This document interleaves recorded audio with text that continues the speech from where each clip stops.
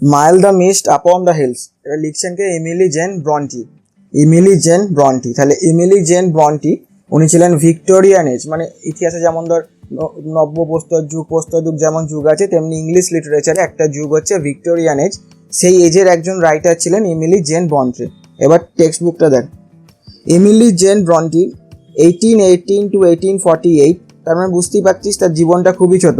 1818 সাল থেকে মাত্র 1848 সাল, ক বছর? মাত্র 30 বছর তিনি বেঁচেছিলেন। ওয়াজ অ্যান ইংলিশ পোয়েট, তিনি ছিলেন একজন ইংরাজি সাহিত্যের কবি। অ্যান্ড নোভেলিস্ট, নোভেলিস্ট মানে হচ্ছে উপন্যাসিক। Best remembered for her only novel, তিনি সব থেকে বেশি পরিচিত ছিলেন কেন, কিসের জন্যে?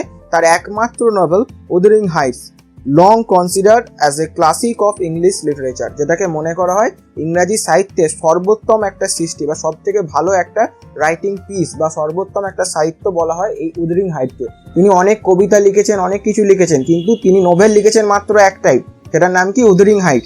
এবং আমরা তাকে চিনছি বা তিনি সব থেকে বিখ্যাত কিন্তু ওই তার একটা মাত্র নোভেল লিখি তিনি সব থেকে বেশি বিখ্যাত হয়ে গেছেন। এত কবিতা এটা সেটা এত কিছু লিখেছেন, কিন্তু উদারিং হাইট বলে যে নোভেলটা লিখেছেন, যে উপন্যাসটা লিখেছেন, সেটার জন্যই তিনি পৃথিবীব্যাপী বিখ্যাত।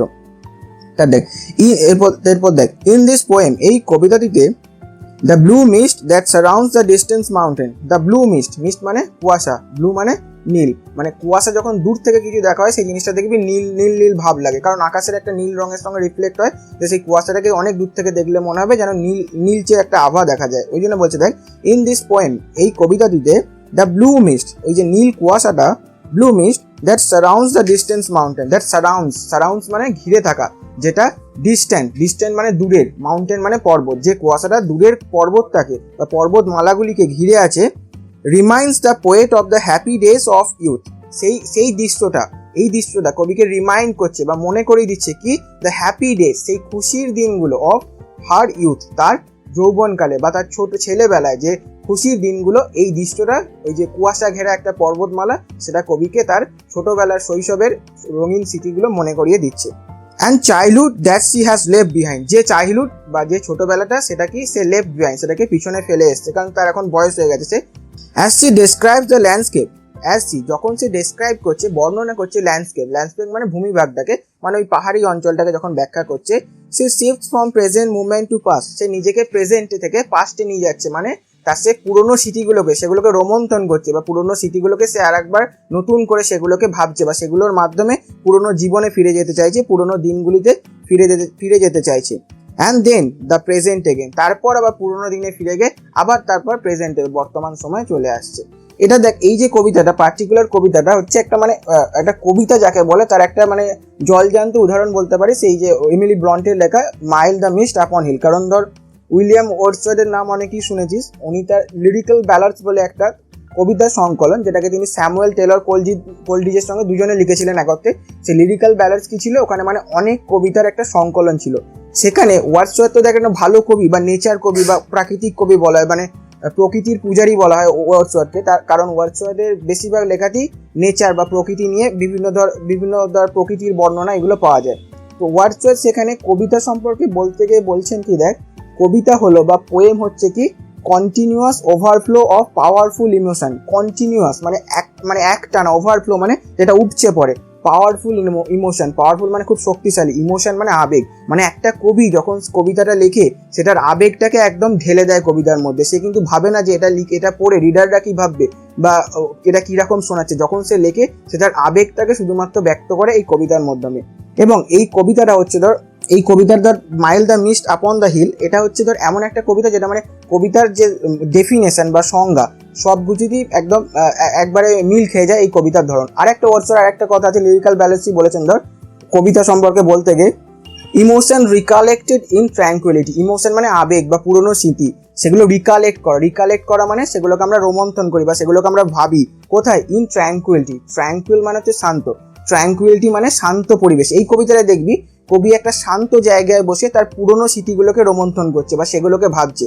ওই দিক থেকে দেখতে গেলেও এই কবিতার কিন্তু ওয়ার্ডসওয়ার্থের যে ডেফিনেশন অফ পোয়েম বা পোয়েট্রি সেই ক্ষেত্রে একদম পারফেক্ট কবিতা বলা যায় এমিলি ব্রন্টের লেখা mild the mist upon the hill. তাহলে দুটো এক্সাম্পল দিলাম কি, পোয়েম হচ্ছে কি ওভারফ্লো অফ পাওয়ারফুল ইমোশন, মানে কবি যখন লেখে তার ইমোশনগুলোকে একমাত্র ব্যক্ত করে কবিতার মধ্যে। আর একটা কি বললাম, যে ইমোশনস রিকালেক্টেড ইন ট্র্যাঙ্কুইলিটি, মানে ইমোশন আবেগগুলোকে কবি কোন জায়গায় বসছে, ট্র্যাঙ্কুইলিটি শান্ত কোনো জায়গায় বসে সেগুলোকে রিকালেক্ট করছে বা মনে করছে, যেটা আমরা এই কবিতাতে একমাত্র দেখতে পাবো পরিষ্কারভাবে। দেখ ফার্স্ট লাইন দেখ, mild the mist upon the hill, তাহলে মাইল মানে কি মৃদু, মাইল দ্য মিস্ট তাহলে কুয়াশাটা কিরকম মৃদু, আপন দ্য হিল সেটা কোথায় কোথায় আছে কুয়াশাটা দেখা যাচ্ছে, আপন দ্য হিল পর্বতের ওপরে কুয়াশাটা খুবই মৃদু বা অল্প। Telling not of Sturm tomorrow, এই যে কুয়াশাটা সেটা কি বলছে আমাদেরকে, নট অফ স্টর্ম টুমরো, যে আগামীকাল আর ঝড় হবে না। ঝড় বলতে এখানে ঝড় বৃষ্টি যে বাদলা আবহাওয়া বা রেনি ওয়েদার সেটা কিন্তু আগামীকাল থাকবে না এটা বলছে। কেন দেখ, no the day has weeped its fill, বলছে না আজকের দিনটা ওয়েপ মানে কান্না করেছে, কেঁদেছে মানে কি আজকে সারা দিনটা বৃষ্টি হয়েছে, ওই যে বৃষ্টির জল সেটাকে কান্নার সঙ্গে তুলনা করছে, ওই জন্য বলছে দেখ no the day has weeped its fill, আজকের দিনটা সারাদিনই বৃষ্টিপাত হয়েছে, যেটাকে কবি রূপক অর্থে বা ব্যঙ্গাত্মক অর্থে কি বলছে, ওয়েপ করেছে বা কেঁদেছে। Spent its store of silence sorrow, spent মানে খরচা করে ফেলেছে তার স্টোর, তার যে ভান্ডার অফ সাইলেন্স সরো, সাইলেন্ট মানে নিস্তব্ধ, সরো মানে দুঃখ, সে এতটা কেঁদেছে যে তার দুঃখের ভান্ডারটাকে বা সাইলেন্ট বা তার নীরব দুঃখের ভান্ডারটাকে সে আজকে সারা দিনের মধ্যেই কেঁদে সেটাকে শেষ করে ফেলেছে, স্পেন্ড করে ফেলেছে, খরচা করে ফেলেছে। ওই জন্য বলছে এই যে কুয়াশাটা দেখা যাচ্ছে পর্বতের ওপরে, এটা আমাদেরকে কি বোঝাচ্ছে, যে আগামীকাল আর বৃষ্টি হবে না। Oh I am gone back to the days of youth, ও এবং এই যে বললাম কবি একবার প্রেজেন্ট থেকে পাস্টে ফিরে যাবে, যখন কবিতার ডেফিনেশনে বলছিলাম দেখ, এই যে এর আগে এই কবিতার ফার্স্ট স্ট্যান্জাটা শুরু হওয়ার আগে দেখ একটা জায়গায় বলছিলাম না প্রেজেন্ট থেকে পাস্টে যাবে, আবার পাস্ট থেকে প্রেজেন্টে আসবে, ওই যে এখন দেখ পাস্টে চলে যাচ্ছে কবি, পাস্টে যাচ্ছে বলতে ইন দ্য সেন্স কি, কবিতার পুরনো জীবনে বা পুরনো শৈশবকালের যে স্মৃতি সেগুলোকে রোমন্থন করার জন্য সেকেন্ড স্ট্যান্জারে দেখ পাস্টের তার একটা জায়গায় ফিরে যাচ্ছে। Oh I am gone back to the days of youth, আমি ফিরে গেছি কোথায়, to the days of youth, আমার যৌবনকালে বা আমার কিশোরকালে। I am a child once more, আমি আরও একবার শিশু সুলভ হয়ে উঠেছি, I am a child once more, আমি একবার আবার শিশু হয়েছি। And neath my father's sheltering roof, neath এটা হচ্ছে বিনীত মানে নিচে জানিস তো, এই বিনীতের সংক্ষিপ্ত রূপ, বিটাকে সাইলেন্ট আছে ঠিক আছে, ওই জন্য বলছে নিথ, বিনীতের সংক্ষিপ্ত রূপ হচ্ছে নিথ, এটা বিনীতের বিটা সাইলেন্ট আছে ওই জন্য এরকম ওই রকম লেখা আছে ওটা দেখ। And Vineeth my father sheltering রূপ, আমি কোথায় ফিরে গেছি, আমার বাবার শেল্টারিং মানে আশ্রয়, আমার বাবার সেই শেল্টারিং রূপ আশ্রয়, সেই বাবার ছাদের আশ্রয়, ছাদ মানে তার বাবার বাড়িতে, শেল্টার মানে কি আশ্রয়, রূপ মানে ছাদ, তার বাড়িতে তার বাবার আশ্রয় সে আবার ফিরে গেছে।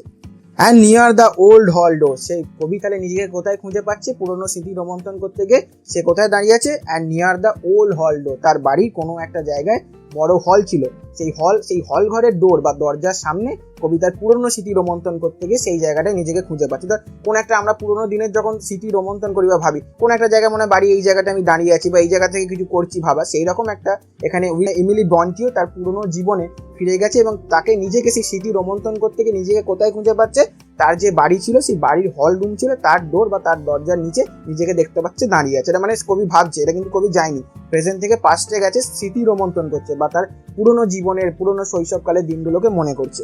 I watch the cloudy evening fall, আমি দেখি this cloudy evening fall, cloudy মানে মেঘাচ্ছন্ন, ক্লাউডি মানে হচ্ছে মেঘাচ্ছন্ন, ইভিনিং ফল মানে সন্ধে হয়ে যাচ্ছে, মেঘাচ্ছন্ন আবহাওয়া থাকতে থাকতে সন্ধে হয়ে যাচ্ছে। After a day of rain মানে সেই দিনটা এখন আবার প্রেজেন্টে ফিরে এসছে, কিন্তু আবার প্রেজেন্টে ফিরে এসছে, ওই জন্য বললাম না পাস্ট একবার প্রেজেন্ট থেকে পাস্টে যাবে আবার প্রেজেন্টে ফিরে আসবে, ওই জন্য দেখ আজকের কথা আবার আসছে। I watch this cloud evening, আমি দেখছি, আই ওয়াচ দিস, বুঝতে পারছিস present indefinite tense, I watch this cloud evening fall, আমি বুঝতে পারছি, আমি দেখছি দিস ক্লাউড ইভিনিং ফল মানে কোনো একটা দিন দেখবি সারাদিন বৃষ্টি হলো দিয়ে কি হয়, সন্ধ্যের আগে একটা মেঘাচ্ছন্ন আবহাওয়া থাকে, তারপর আস্তে আস্তে করে সন্ধ্যে হয়ে যায়, সেই রকম একটা পার্টিকুলার ওয়েদার এখানে কবি মেনশন করতে চাইছেন। I watch this cloud evening fall, আমি দেখছি ওই মেঘাচ্ছন্ন সন্ধ্যে হতে, after a day of rain সারাদিন বৃষ্টির পর। Blue mist sweet mist of summer pall, blue mist মানে কি নীল কুয়াশা, sweet mist of summer pall, sweet mist মানে মিষ্টি কুয়াশা, অফ সামার পল, পল মানে হচ্ছে একদম মানে ঘন কালো মেঘ, সেটাকে বলা হচ্ছে পল। তাহলে কি বলছে দেখ, blue mist sweet mist of summer pall, তাহলে ব্লু মিস্ট নীল কুয়াশা, সুইট মানে মিষ্টি কুয়াশা অফ সামার পাল, সামারে দেখবি ঘন মেঘাচ্ছন্ন যে ওয়েদার থাকে সেই রকম ওয়েদারটাকে এখানে বর্ণনা করছে। পাল মানে হচ্ছে খুব মানে ঘন কালো মেঘ, সেটাকে বলা হচ্ছে পাল। এইখানে বলতে গেলে এখানে বলতে গেলে পাল বলতে গেলে কি বলতো, ওই যে সামার বা গ্রীষ্মের দিনটাকে সেটাকে কভার করে আছে কি ব্লু মিস্ট, নীল কুয়াশা, এবং সেই কুয়াশাটাকে মিষ্টি বলছে কারণ এই কুয়াশাটাকে দেখে তার কবি তার পুরনো জীবনে চলে যাচ্ছেন, পুরনো ছোটবেলায় চলে যাচ্ছেন এবং সেখানকার স্মৃতি তিনি মনে করছেন। ওই জন্যে এই যে পার্টিকুলার মিস্টটাকে বা কুয়াশাটাকে বলছে মিষ্টি, কারণ স্মৃতি সবাইকারই দেখবি মধুর হয়, মধুর স্মৃতি বলে, ওই জন্যে এই কুয়াশাটাকে বলছে কি মধুর স্মৃতি। Blue mist, sweet mist of summer pall. The horizon mountain chain, horizon মানে দিগন্ত বিস্তৃত, তাহলে এই যে দৃশ্যটা কোথায় দেখছে, দ্য হরাইজন মাউন্টেন চেন মানে পর্বতমালা, দিগন্ত দেখবি পর্বতমালা একের পর এক যেন মনে হয় পুরোটাই ঘিরে আছে, ওই যে দিগন্ত বিস্তৃত পর্বতমালার সামনে কবি এই দৃশ্যটা দেখছেন। নেক্সট পেজে চলে, the damp stands in the long green grass. The damp মানে স্যাঁতস্যাঁতে বা ভিজে, তাহলে ড্যাম স্ট্যান্ডস, ড্যামটা কোথায় দেখা যাচ্ছে, ইন দ্য লং গ্রিন গ্রাস, লম্বা সবুজ ঘাসের মধ্যে ড্যাম বা স্যাঁতস্যাঁতে ভাব অনুভব করতে পারছেন। As thick as morning tears, সেটা এতটাই ঘন যেন মনে হচ্ছে মর্নিং টিয়ার্স, সকালবেলায় কান। এখানে মর্নিং টিয়ার্স বলতে কাকে বলতে চাইছি বলতো, শিশিরকে বোঝাতে চাইছে, মর্নিং টিয়ার্স বলতে শিশিরকে বোঝাতে চাইছে। And dreamy sense of fragrance বাস, একটা ড্রিমি মানে স্বপ্নের মতো, সেন্স অফ স্বপ্নের মতো একটা ফিলিংস হচ্ছে অফ ফ্র্যাগনেন্স মানে হচ্ছে সুগন্ধ, সেটা যেন ওই জায়গাটার ওপর দিয়ে পাস করে যাচ্ছে, বয়ে যাচ্ছে। The breath of other years, that breath of others years, ওই যে স্মৃতিটা, ওই যে সুন্দর গন্ধটা বয়ে যাচ্ছে, সেই গন্ধটা কবির যে তার বাকি জীবনগুলো যে অতিক্রম করে এসছে, সে অন্য বছরগুলো তার কথা কবির মনে জাগিয়ে তুলছে, কবির মনে আবার সেই বছরগুলোর কথা মনে চলে আসছে। ঠিক আছে, দাগ দে বলছি, দাগ দে। নোভেলিস্ট, দেখ নোভেলিস্ট, রিমেম্বার্ড, এটা উচ্চারণ করতে পারবেন তাই বলে রাখলাম, এটা হচ্ছে এই নোভেলটার নাম। Wuthering Heights, considered classic of English literature. Surrounds distant mountains, reminds happy days of youth, childhood left behind, landscape mild mist, upon wept, feel silent sorrow, spent once more beneath sheltering roof, old hall door, pearl, horizon mountain chain, damp thick morning tears, dreamy scents, fragrance. Novelist, ঔপন্যাসিক। Remembered, পরিচিত বা মনে করা হয়। উদরিং Heights বললাম ওই যে সব থেকে বিখ্যাত নোবেল, হ্যাঁ উদরিং হাইটস হচ্ছে যেটা বললাম নোভেলটার নাম।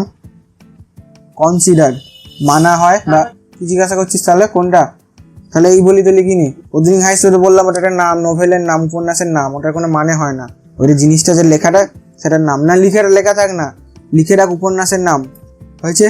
কনসিডার বিচার করা হয় বা মনে করা হয়। ক্লাসিক মানে সব থেকে ভালো বা সর্বোত্তম। অফ ইংলিশ লিটারেচার মানে ইংরাজি সাহিত্যের সর্বোত্তম একটা লেখা হচ্ছে উদরিং হাইট, ইংরাজি সাহিত্যের সর্বোত্তম সব থেকে ভালো, সর্বোত্তম বা সব থেকে ভালো। সারাউন্ডস মানে ঘিরে থাকা, সারাউন্ডস মানে ঘিরে থাকা। ডিস্ট্যান্ট মাউন্টেন দূরের পর্বত শ্রেণী, ডিস্ট্যান্ট মানে দূরের পর্বত শ্রেণী। রিমাইন্ডস মনে করায়, রিমাইন্ডস মনে করায় হয়েছে।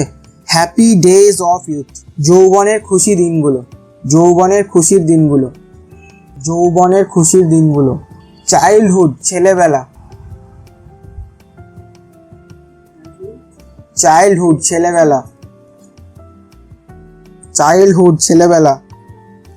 লেফট বিহাইন্ড পিছনে ফেলে আসা, লেফট বিহাইন্ড পিছনে ফেলে আসা, লেফট বিহাইন্ড পিছনে ফেলে আসা, কি হলো লেফট বিহাইন্ড পিছনে ফেলে আসা।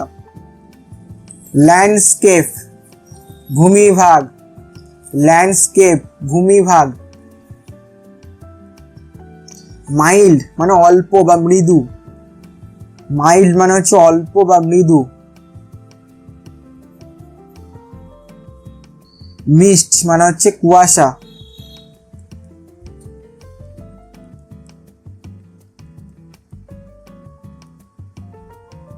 আপন মানে ওপরে, আপন মানে ওপরে।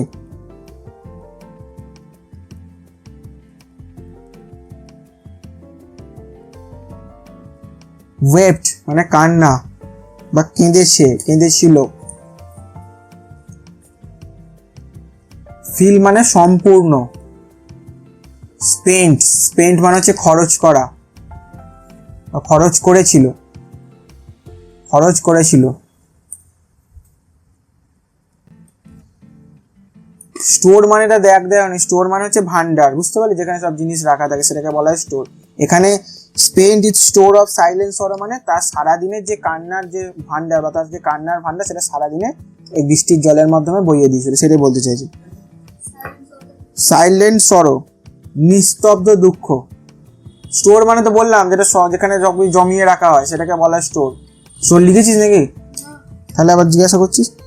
সাইলেন্ট সরো, নীরব দুঃখ, নীরব দুঃখ, সাইলেন্ট সরো, নীরব দুঃখ লেখ, নীরব দুঃখ। ওয়ান্স মোর, আরো একবার, ওয়ান্স মোর, আরো একবার, ওয়ান্স মোর, আরো একবার, যেটা বাদ গেছে পরে লিখে নিবি, আগে যেটা হচ্ছে সেটা লিখে নে। ওয়ান্স মোর, আরো একবার। বিনিথ মানে নিচে, বিনিথ মানে নিচে। শেল্টারিং রুফ, আশ্রয়ের ছাদ, আশ্রয়ের ছাদ। ওল্ড হল ডোর, পুরনো হল ঘরের দরজা, ওল্ড হল ডোর, পুরনো হল ঘরের দরজা। পাল, ঘন কালো মেঘে ঢাকা, কবিতার মানে অনুযায়ী ঘন কালো মেঘে ঢাকা। পাল, ঘন কালো মেঘে ঢাকা। PALL, আর PAL পাল মানে কি বলতো? পাল মানে হচ্ছে বন্ধু, PAL পাল মানে হচ্ছে বন্ধু। তারপর দেখ, হরাইজন মাউন্টেন চেন, দিগন্ত বিস্তৃত পর্বতমালা। হরাইজন মাউন্টেন চেন, দিগন্ত বিস্তৃত পর্বতমালা। মাউন্টেন মানে পর্বত, চেন মানে হচ্ছে মালা, আর হরাইজন মানে হচ্ছে দিগন্ত বিস্তৃত, তাহলে পুরোটা মানে দিগন্ত বিস্তৃত পর্বতমালা। ড্যাম্প মানে স্যাঁতস্যাঁতে, দিগন্ত বিস্তৃত পর্বতমালা। হরাইজন মাউন্টেন চেন, দিগন্ত বিস্তৃত পর্বতমালা। ড্যাম্প মানে হচ্ছে স্যাঁতস্যাঁতে। ঠিক, ঠিক মানে হচ্ছে ঘন বা মোটা, ঘনই লেখ, এখানে মোটাটা ঠিক খাপকাবে না, ঘন।